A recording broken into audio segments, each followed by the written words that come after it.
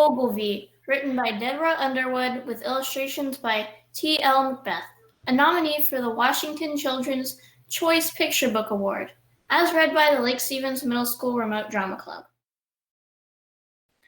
Ogilvy happily hopped up and down, the very first day in a very new town.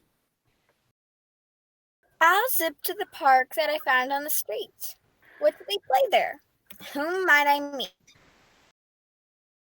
Bunnies were drawing and knitting and climbing. A ball game was starting. What wonderful timing. A great big grin spread across Ogilvy's face. I love all those things. What a marvelous place. Ogilvy entered. But why all the staring? A bunny bounced over. What is that you're wearing? Ogilvy paused and looked down at the clothes. I'm wearing the thing that I wear, I suppose. But is it a sweater or is it a dress? It matters? Asked Ogilvy. Goodness, oh yes, for bunnies in dresses play ball and knit socks, and bunnies in sweater make art and climb rocks. Ogilvy boggled. Excuse me, but why? That's just how it is, was the bunny's reply. If this is a sweater, I can't throw a ball, the bunny said. No, that would not do it, not at all. But ball was what Ogilvy wanted to play. Then I guess it's a dress, at least for today.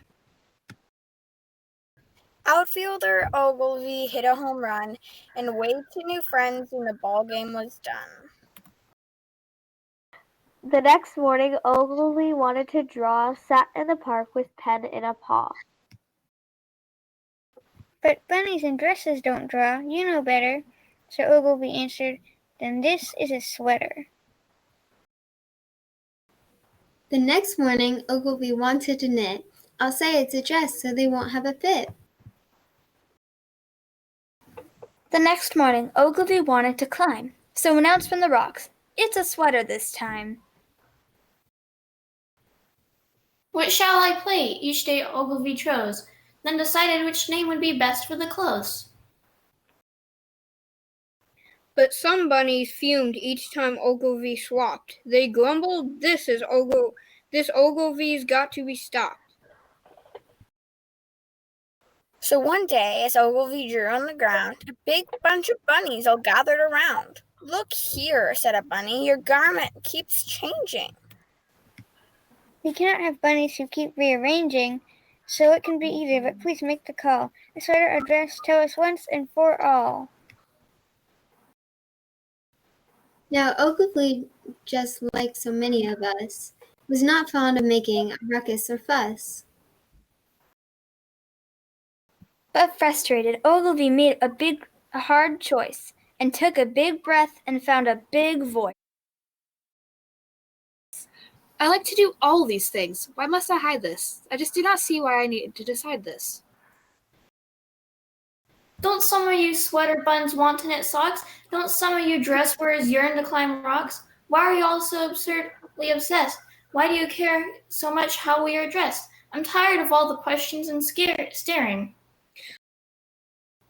I'm wearing an Ogilvy, that's what I'm wearing. The bunnies fell silent and halted the fight. For could it be that Ogilvy Bunny was right? It really is silly for clothes to divide us. Let's do all the things that till now were denied us. So bunnies in sweaters played any old game, and bunnies in dresses, precisely the same. The things they were wearing caused no interference, and even some Ogilvys made an appearance.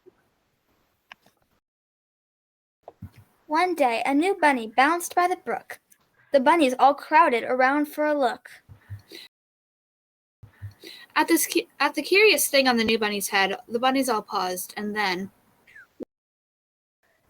Welcome, they said. The end.